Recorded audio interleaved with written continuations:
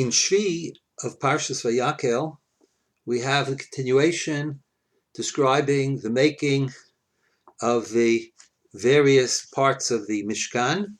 And in Shvi, we have Vayat et Mizbach Olah, Vayat et Kior Nechoshet, and Vayat Yas et HaChatzer. Vayat et Kior HaNechoshet is taken up with one pasuk. Vayat et Kior Nechoshet. What is the Kior Nechoshet? He made the laver, the basin that contained the water, and that was made of copper. V'et kano nechoshes, and its base or its frame was of copper. And now we have bimarot hatzovot, in the mirrors of the women who crowded at the entrance of the appointed tent. I'm using a standard translation. Bimarot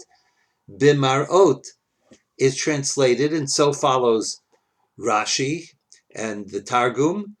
It refers to mirrors. It was made out of course, in those days they didn't have mirrors the kind of mirrors we have now, and very few people had mirrors, but they had these mirrors. They're made out of copper, highly shining, and therefore capable of showing the image of whatever was reflected in them.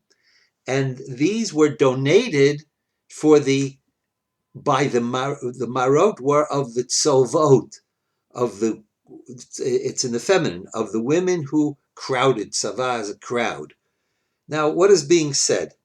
So Rashi explains to us, and it's based on a medrash, that the women had mirrors, as people have mirrors today to check whether their hair is right or something. Men and women today mirrors are all over the place, but it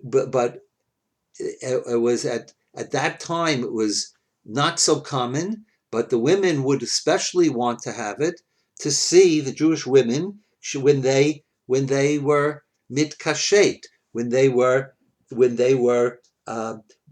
putting themselves to make themselves look beautiful, when they adorned themselves. And these, Rashi, I'm following Rashi now. These mirrors, they didn't hold them back from bringing to the Mishkan. On the other hand, Moshe found them improper. Moes, despised them. Shasuyin liyetzer hara, because this is to stir up the yetzer hara. The women wanted to make themselves appealing to the men, and that's sexually appealing. So why would we bring this into the Beit HaMikdash, into the Mishkan? But HaKadosh Baruch Hu said, Amalo HaKadosh Baruch Hu, kabel, accept them as a donation. Ki elu chavivim, these mirrors are more precious to me than all the other things that are given. Shal yideim hemidu anashim tzvos rabos b'mitzrayim, because by making themselves appealing, they furthered Jewish life in Egypt. They making themselves appealing was their way of saying, we are going to continue the life of the Jewish people. And you could talk about Yetzer Hara. At times it's Yetzer Hara, but it's only the question is all about Yetzer. Yetzer is not Ra. Yetzer is an inclination. The question is what we use the inclination for. If we use the Yetzer to do a bad thing, then it's Ra. On the other hand, if we use it for a positive purpose, then it's Tov. And these women understood that their purpose, their goal was pure, and therefore they donated their mirrors, as it were. that I shouldn't say as it were, those were mirrors, to make of them this copper vessel from which contained the water that the Kohanim would draw from to sanctify their hands and their feet in the Beit HaMikdash. These are holy waters, and it's marot hatzavot, what we use. What's the purpose of it? Okay, and here we have an example of where you talk about something. There's a yetzer for something, right?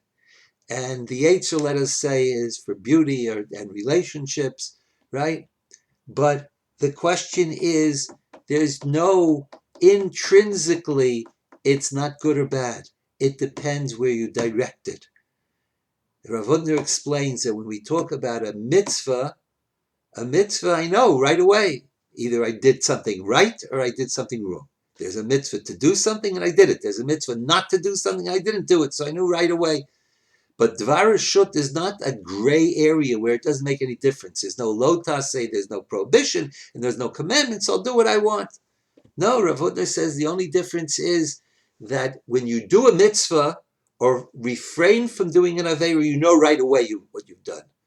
But as he explains in Pachad Yitzchak and Purim, the Dvar Shut is not doesn't matter what you do. It's just that it's not clear what you're doing, whether it will be a mitzvah or not, right? So if a person goes to plays basketball because he needs to relax in order to draw up the energy in order to learn or to do a mitzvah, or he sleeps in order to wake up with renewed energy, and so on and so forth, then that's a mitzvah he's doing.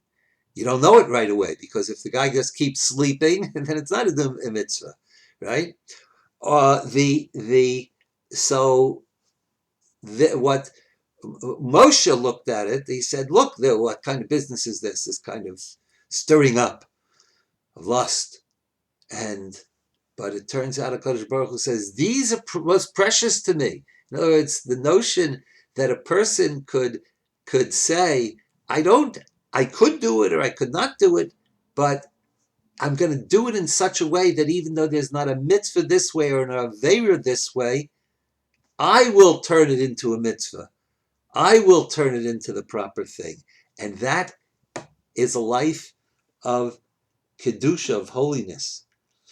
Now this gets to the whole issue, if you will, of beauty, of handsome men and beautiful women.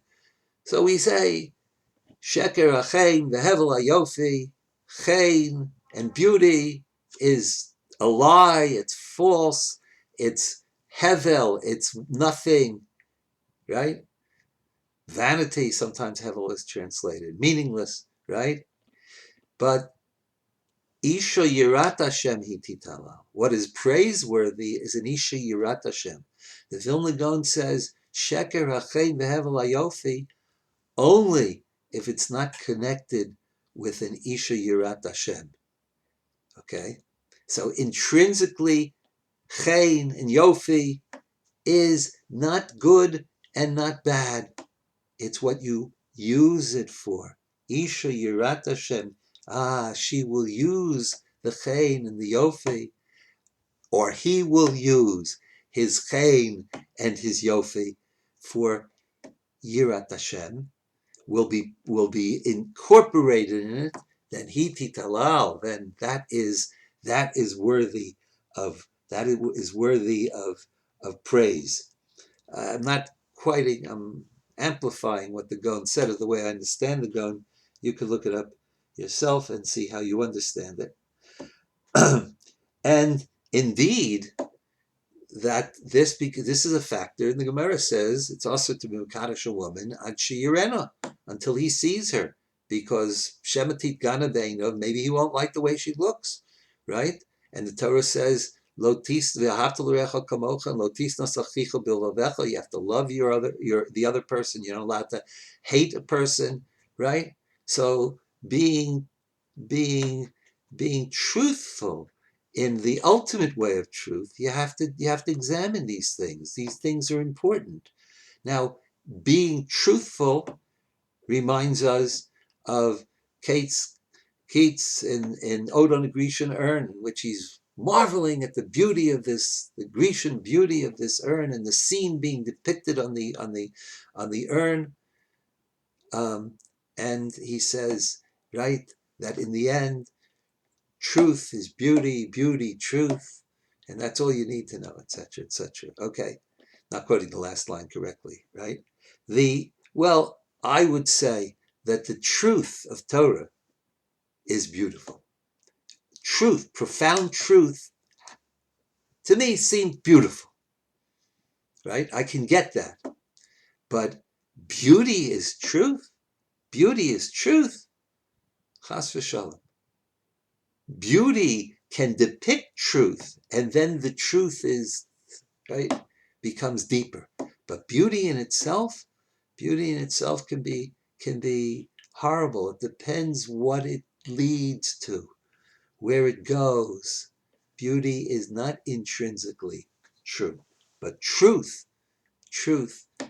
is intrinsically beautiful. And we say this in a way every day in davening, because after we say Kriyat Shema, what do we say? We say V'yatziv, v'nachon, v'yashar, v'ne'eman, v'yahuv, v'chaviv, v'nechmad, v'naim, v'nora, v'yadir, v'tukan, v'kubal, v'tov, v'yafeh hadavar hazeh aleinu. With all the adjectives, v'tov, it's tov, the truth of Kriyat Shema, the truth of Shema Yisrael Hashem Elokeinu Hashem Echad, the truth of Oyam Shemo, and so on and so forth, is tov. Of course it's tov, right? It's Torah, right? And it's yafeh. And in that tovness, in that Torah, for us, this is beautiful. HaKadosh Baruch Hu should give us the eyes to see beauty and the heart to appreciate it, and to see that beauty is a reflection of something ultimately more profound. That the beauty is that which radiates, it's the light that radiates from the truth of Torah u'mitzvos.